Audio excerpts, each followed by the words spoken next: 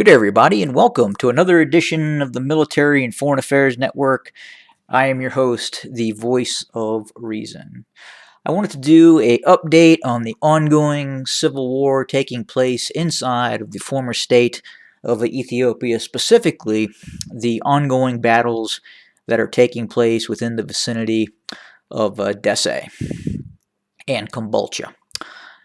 There continues to be fighting. There continues to be the maneuvering of forces by both the Tigrayan Defense Forces and the Abiy Loyalist Amhara militias that are defending Desse and Kombolcha.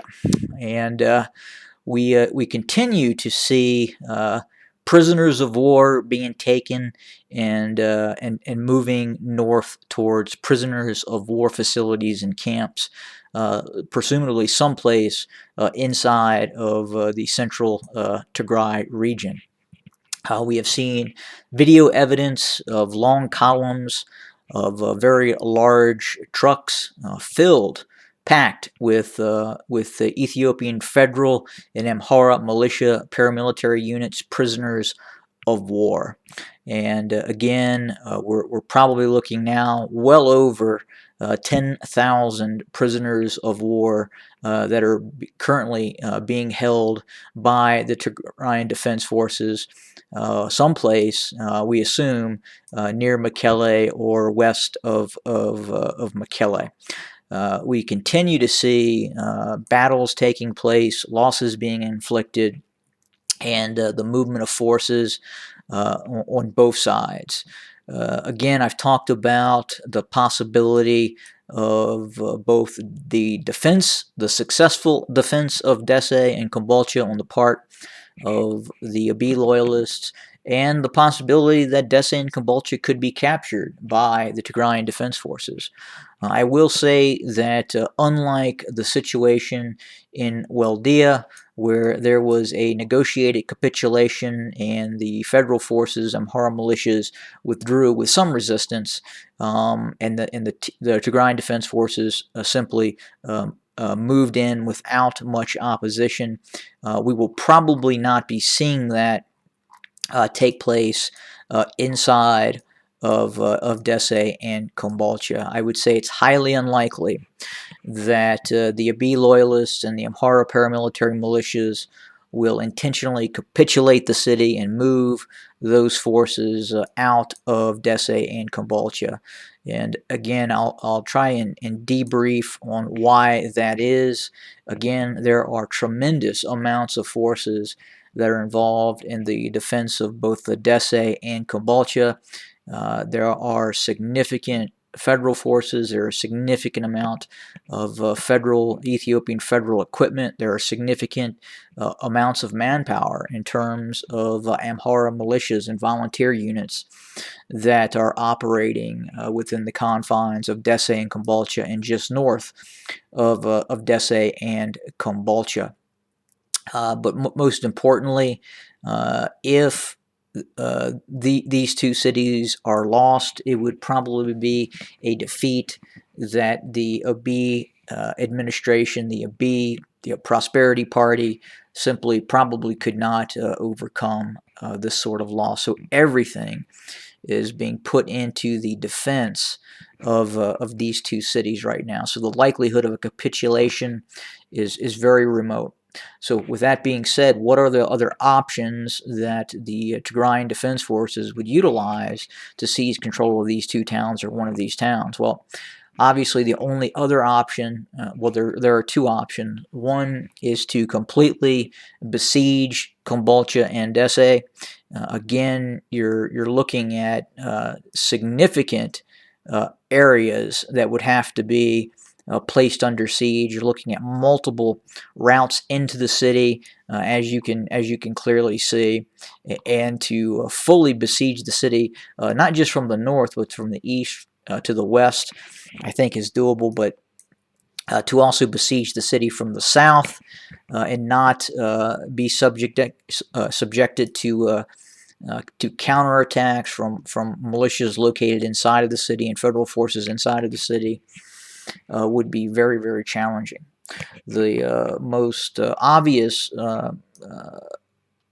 method that could be used to seize one or both of these cities would simply be a direct assault. And unfortunately, right now, I could say fortunately or unfortunately, the Tigrayan Defense Forces have been adverse to launching large-scale urban operations within the confines of this conflict. So if the Tigrayan Defense Forces chose to launch an assault on Dessie or Kombolcha or both, again, we're looking at significant urban combat that would possibly take place. But that's really the only way that MFAN sees the actual fall of Dessie or Kombolcha, or Dessie and Kombolcha, is through a direct urban assault or a siege in which the city is forced to capitulate. So I would say the siege is probably going to be more challenging. If you look at just the do some quick measurements here in terms of, and I'm going to use miles, and we look at the possibility of besieging the city. So you're looking at 12 miles.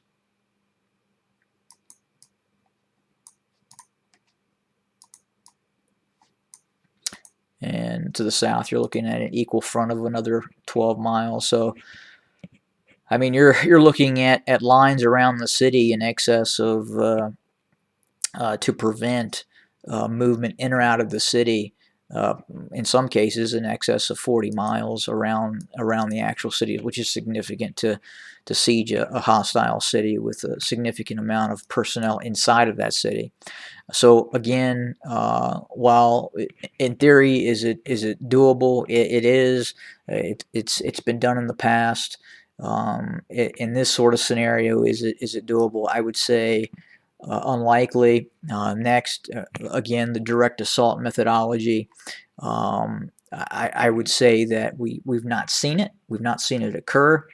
That's not to say it won't happen, with the understanding that the TDF understands what a prize these two cities would be if they're actually able to seize control of it, and what the political loss would be for the Abiy regime. But other than that, outside of those two options, I simply do not see the city being capitulated and surrendered by the forces that are currently located within Dessie and Kombolcha.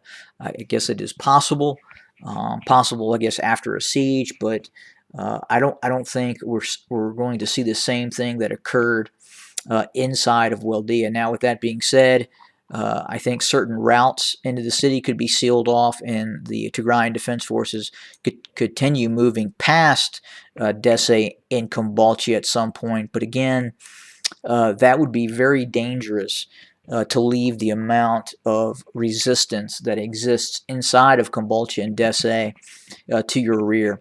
And I'm not sure that that would actually be feasible as well. So it's a very complex situation. We'll continue to monitor the situation and report on it. But right now, just in terms of this resolving itself anytime soon, I don't see it happening. I really don't. And depending on which side you're on, either or may not agree with this assessment, but it's simply an unbiased assessment on kind of where we're at. It indicates the resistance and the tenacity of the Abiy Loyalists, but at the same time, it proves that any large-scale offensive that was planned by the Abiy Loyalists was simply organized in a completely incompetent way and has failed. Any sort of general offensive that looks to move north and even take control of Mersa or Weldia is simply something that is not going to occur at this time. And I would say that the recent offensive by the Abiy Loyalists, the federal forces, was a complete disaster based on the amount of prisoners of war we're seeing, based on the amount of casualties that was taken, that we can now confirm that did actually occur. But the saving grace is maybe they will not lose Desse. Maybe they will not lose Kambalcha, but again, that's a maybe.